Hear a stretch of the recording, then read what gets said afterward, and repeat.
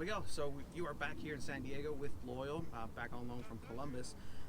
Seemed like it was very easy for you to plug back into the team. What do you attribute to that transition back and just having an impact right off the gate? I mean, I know all these guys. Really, the core of the team stayed the same. Alejandro's been there. You know, even Miguel is similar to Rubio Rubin in a lot of ways, a similar kind of player. And obviously, I watched all the games. You know, in Columbus, John Kepin and I text back and forth all the time about the game. So, you know, I was obviously excited to be back, and you know, I kind of knew what they needed from me, and I think I've also matured as a player. So I contribute to that too. So take us through your mind during that goal, because it was obviously the first goal over in Chandler against Phoenix. You made a goal out of nothing. Was that the intention? Were you looking for somebody to give the ball off to, or it just happened to be that way? Take us Honestly, I was a little angry because I took around the keeper early in the game, and I had a tight angle, and I chose to lay it back. And you know, it was. I'm fine with the decision, but you know, I got to score goals. So, you know, when that ball bounced, and I knew that guy had no chance against me, and I know I hit the ball well. And for me, as soon as I hit it, I kind of knew it was one of those. It comes off the foot cleanly, and I'm still not used to these balls. They're a little bit different, but it came off the foot cleanly, and I knew. So it's just being aggressive towards the goal, you know. So what is the difference between the balls? Like, what do you know? I'd call these balloons compared to the other ones, but no, they're just different. You know, I'm used to it. Like it sounds so stupid to complain about, but it's just, you know, it's just all about getting used to it. So it's one of the little differences, but it makes a difference for sure. Do you have a favorite ball? I mean, I got so used to the Adidas balls this year that it's just it's because they change them every year. But you know, it is what it is. But yeah. 100%. So you know, Spanish descendants, and you were born in Barcelona from all the way up till age 8, correct? Yes.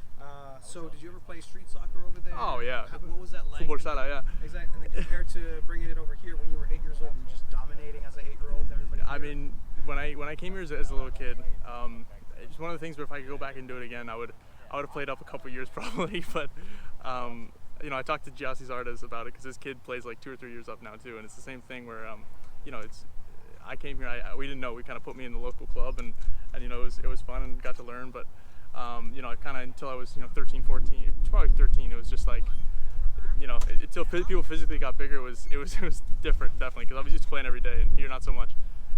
So what kind of relationship do you and Landon have? Obviously, you're an attacking-minded individual like himself.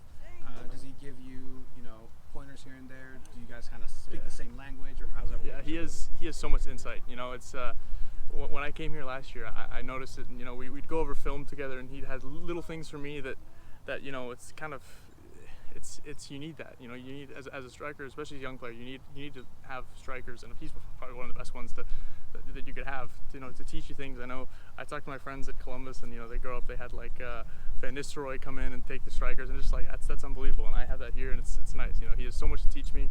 I remember little things from last year already. I still like that. I even think about now, and it's so helpful because you know, he knows so much. You know, he's seen everything. It's a legend, man. I have one question from the locals, from our resident New Zealander.